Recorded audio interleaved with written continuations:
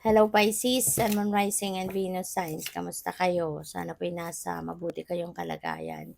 Welcome back po sa Star Tarot. At kung bago kayo rito, welcome din po kayo. Please subscribe, like, share my videos, and leave me a comment kung nakaresonate po kayo. Okay? So Pisces, first card ninyo, we have the Nine of Wands.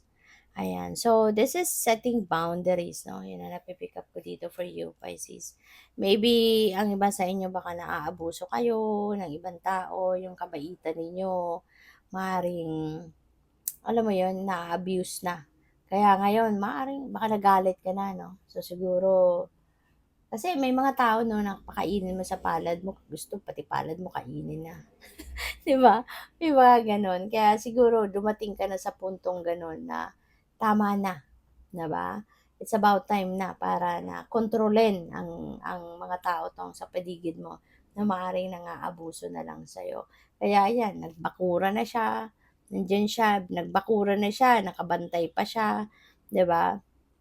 So, maaaring gano'n ang ganap ng iba sa inyo sa ngayon, na talagang you're going to be very observant, vigilant sa ngayon, at hindi mo nahahayaan, ano, na, kumbaga you are on the guard sa sarili mo. Hindi mo nahahayaan ngayon na magkaroon pa ng mga pang-aabuso pa sa inyo ang ibang tao. Ay, hindi mo nahahayaan na mas lalo ka pang um, na ipagpatuloy, parang hindi mo napapayagan na ipagpatuloy pa yung mga pag-aabuso sa'yo, hindi mo hahayaan na ipagpatuloy pa yung mga pag-aano sa'yo, tawag dito, pag-aabuso, at yung kawalang galang, kawalang respeto sa inyo, no? O pwedeng gano'n, kapag babantayan mo na ngayon yung mga taong gano'n, hindi mo nahahayaan, 'di ba, na magawa nila yun sa'yo. We have lovers for some of you, ano, maaring baka mayroong sineselebrate dito. Pwedeng meron, baka ano to, wedding party ito, pwedeng birthday party, pwedeng merong, ang tawag dito, marriage proposal, may engagement, ganyan. Pero kung titignan mo, yung may babae sa likod ni lalaki, di ba? Sama ng tingin sa lalaki. So, baka kung sino man ang taong ito, baka may galit sa kanya, 'di ba? May galit sa kanya or hindi niya 'yang gusto, pwedeng nanay mo 'yan na hindi boto sa yung hindi boto yung nanay mo sa lalaki, puwedeng gano'n ano, or it could be other things. It could be for other reasons, no? So, depende 'yan sa inyong sitwasyon, but napi-pick up ko dito, maaaring merong kumokontra sa inyong relationship. Alright?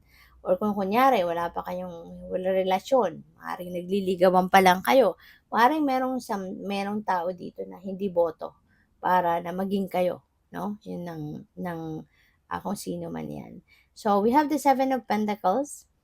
Meron kang kinakatuwa din, 'no? Pagdating sa siguro sa kung ano man pinagtatrabahuhan mo, ano man yung sisikapan mong ma-achieve sa buhay. Maaaring ngayon ine-examine mo na, tinitignan-tignan mo na kung ano yung, kumusta na yung mga tanim mo, kumusta na yung mga ginawa mo, 'di ba? So, ngayon maaaring natutuwa ka. Ayan, nakangiti siya habang tinitignan niya yung mga bunga. Kasi, 'di ba, this could be maaaring napa-proud siya sa sarili niya na nagawa niya 'to, 'di ba, na namumunga, lumalaki, lumalago, 'di ba? So, although ang maganda rin dito kasi accepted niya na hindi pa 'to ready for harvest. So, kailangan niya na maghintay pa, kailangan niya na siguro i-cultivate pa yung mga tanim niya.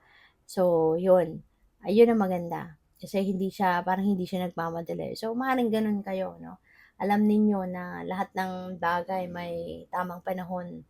At ngayon, kung ano man itong mga pinagsisikapan ninyo, pagtatrabahuan ninyo, alam ninyo na hindi pa 'to handa. Alam ninyo na hindi pa 'to ready. Alam ninyo na hindi ninyo puwedeng madaliin din ito, 'no, yung gano'n. Kaya this is really good, 'no, na natututo kayong magpasensya.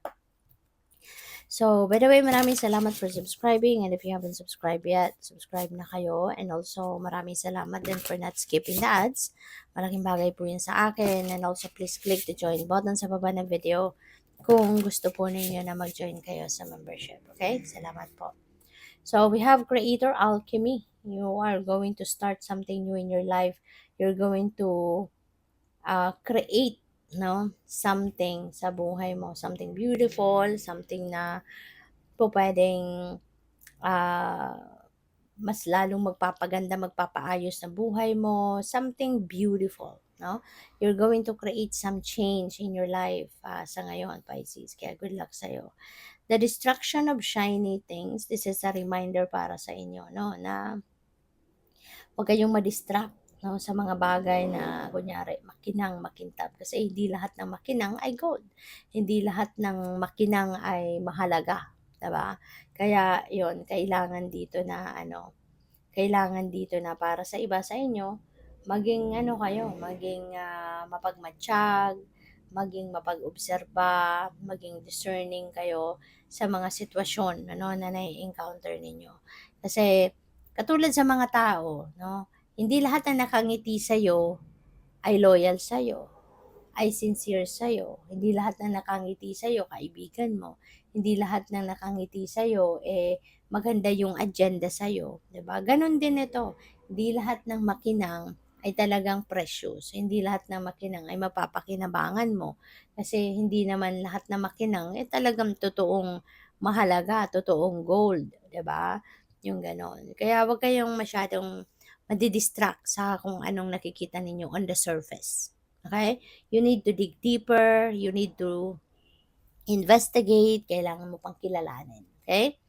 Changes, ayan, may mga pagbabago kasi nga you're going to create something new in your life, 'di ba? Magiging alchemist ka sa ngayon, you're going to create something in your life kaya siyempre may pagbabago. Kasi 'di ba, merong madadagdag sa'yo or merong aalisin ka muna para makapagdagdag ka sa buhay mo ng kung ano man. So, kaya definitely may changes, 'di ba? So, what else? We have manifesting and doing. Ito rin ang maganda, 'di ba? You're definitely going to manifest something in your life. So, kung ano man ito na ike-create mo sa buhay mo, maaring yun na yun. 'Di ba? Maganda rito hindi ka lang hindi ka lang nagdadasal, hindi ka lang nagpa-practice ng spells, hindi ka lang nagka-cast ng spells, hindi ka lang nagre-ritual, hindi ka lang gumagawa ng mga seremonya, but you are also taking action talaga towards manifesting kung ano man ang gusto mong makita sa inyong buhay. Kaya ito din ang maganda sa'yo, Pisces. That's really beautiful kasi 'di ba nga may kasabihan na God helps those who help themselves. So kung nakikita ng Divine Universe na nag-e-effort ka, may ginagawa ka para matupad mo ang mga pangarap mo or matupad mo yung goals mo, talagang papadalhan ka niya ng tulong. Talagang magbibigay ito ng suporta sa iyo. Kaya napakaganda rin ito, okay? So good luck. Thank you for watching. Love and light. Namaste.